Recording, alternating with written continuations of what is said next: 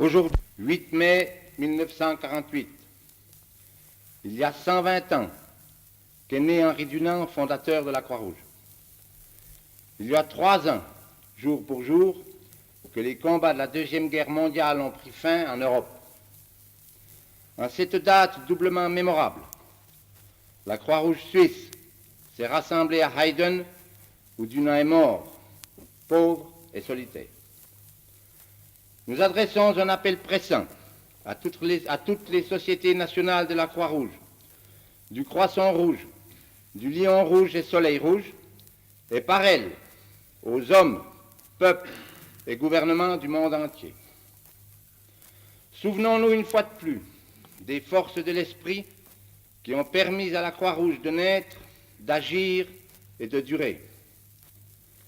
Ces forces spirituelles ont souvent été méconnues, mais aujourd'hui, plus que jamais, l'esprit et l'œuvre de la Croix-Rouge sont menacés. L'humanité est profondément divisée et la paix qu'elle souhaite ardemment n'a pas encore été édifiée. À juste titre, les hommes sont déçus et inquiets. Les forces de l'esprit sont à base de la Croix-Rouge. C'est par elles qu'elle est devenue grande. Les hommes sont frères. Les hommes doivent être unis. Telle est l'essence du message pressant du fondateur de la Croix-Rouge. Mon voisin n'est qu'un autre moi-même, altéré de justice comme moi, mais faible comme moi. Comme moi-même, voué à l'imperfection et à la misère. La même condition profonde régit tous les hommes, tous issus de la même origine, tous condamnés à la même fin. Toute entreprise de l'homme contre l'homme est donc une entreprise contre nature. Ce sentiment de fraternité et de solidarité humaine s'appuie sur la certitude d'une origine commune, d'un destin commun, d'une mission commune. La souffrance et la mort démontrent aux hommes qu'ils sont tous égaux et semblables.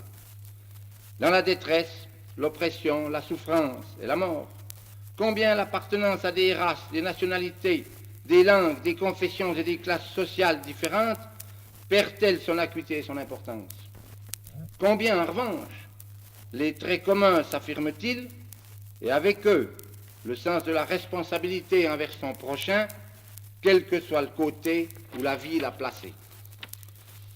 La Croix-Rouge a été créée en vertu même de cette mission de solidarité permanente, afin d'atténuer les souffrances et de soulager la détresse physique et morale qui accompagne les guerres et les catastrophes.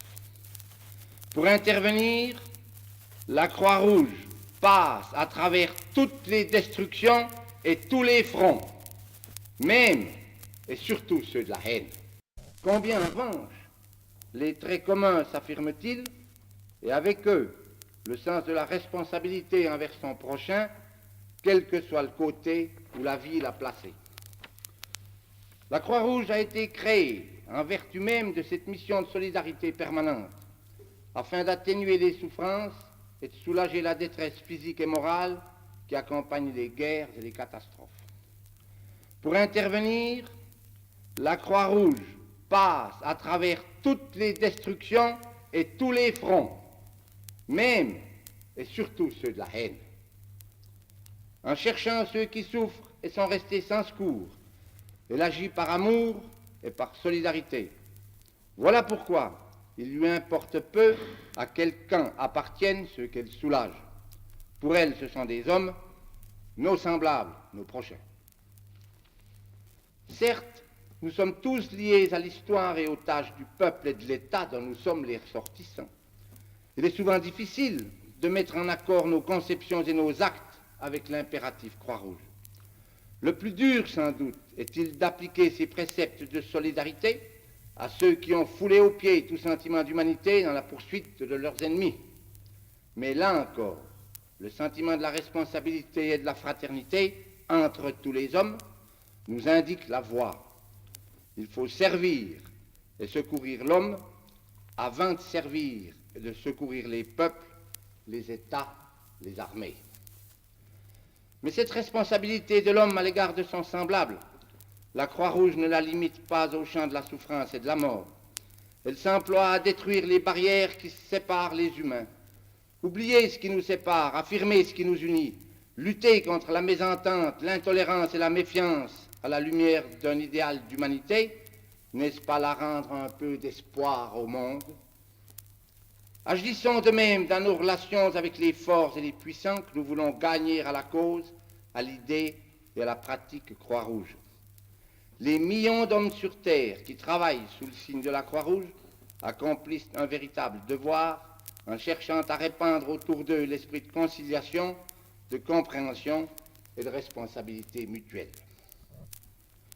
Et parce que l'esprit Croix-Rouge est un esprit de paix, nous en appelons à tous les hommes de cette terre, afin qu'ils s'inspirent de cet esprit, qu'ils le fassent régner dans leurs familles, dans les écoles et les métiers, dans les parlements et les gouvernements, dans les relations entre les États. Il appartient à chacun de mieux se pénétrer de sa responsabilité individuelle, afin d'empêcher le retour des horreurs que nous ont dévoilées les dernières phases de l'histoire universelle. Ainsi pourra se réaliser ce monde de paix dans la liberté, cette humanité délivrée de l'angoisse, de l'inquiétude et de la détresse que chacun appelle de ses voeux. Henri Dunant a compris son devoir au soir de Solferino. Il a puisé dans la grandeur de sa mission le courage et la force morale pour l'accomplir. Face à cette tâche universelle de vouloir la paix entre les peuples et entre les hommes, et d'y contribuer de toutes nos forces, inspirons-nous une fois de plus de son exemple, afin de mieux aimer et de mieux servir les hommes, nos semblables.